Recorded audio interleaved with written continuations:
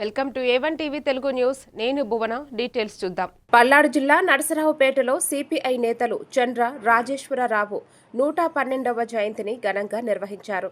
ఆయన చిత్రపటానికి పూలమాలలు వేసి నివాళులు అర్పించారు. దున్నేవాడిదే భూమి నినాదముతో పేదల హక్కుల కోసం చంద్ర చేసిన పోరాటం చిరస్మరణీయమని పేర్కొన్నారు. యువత ఆయన ఆశయాలను ఆదర్శంగా తీసుకుని సామాజిక న్యాయం కోసం కృషి చేయాలని పిలుపునిచ్చారు. పెట్రోల్, డీజిల్, గ్యాస్ ధరలు తగ్గించాలని డిమాండ్ చేస్తూ ఈ నెల 9న జరిగే రాస్తా రోకోకు ప్రజలు భారీగా పాల్గొనాలని పిలుపునిచ్చారు. జయంతి సందర్భంగా భారత కమ్యూనిస్ట్ పార్టీ నరసరావుపేట నియోజకవర్గం నుండి ఆయనకి ఘనమైనటువంటి నివాళులు అర్పిస్తూ ఉన్నాం.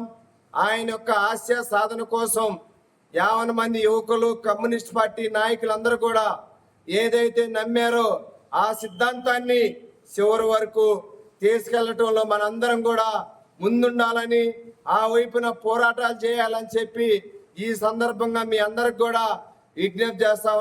కొంతమంది రాజకీయ నాయకుల చేతుల కబంధ హస్తాలు చిక్కుకుని ఉంది.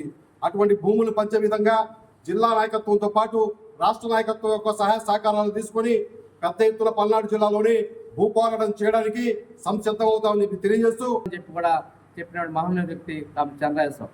అలాంటి యొక్క చంద్రరాజేశ్వర గారి 112వ జయంతి వేడుకల్ని మన నర్సరావుపేటలో మన సిపిఐ జిల్లా సహాయ కార్యదర్శి కాస్తా రాంబాబు గారు, అట్లానే సిపిఐ సీనియర్ నాయకులు ఉప్పలపాటి రంగయ్య గారు, గిరిజన సమైక్య రాష్ట్ర సహాయ కార్యదర్శి సీనియర్ నాయక్ గారు, అట్లానే కామ్రేడ్స్ అందరూ కూడా ఈ రోజు నివాళులర్పించింది కాబట్టి నాకు అవకాశం మీ అందరూ కూడా ధన్యవాదాలు తెలుస్తా ఉన్నా.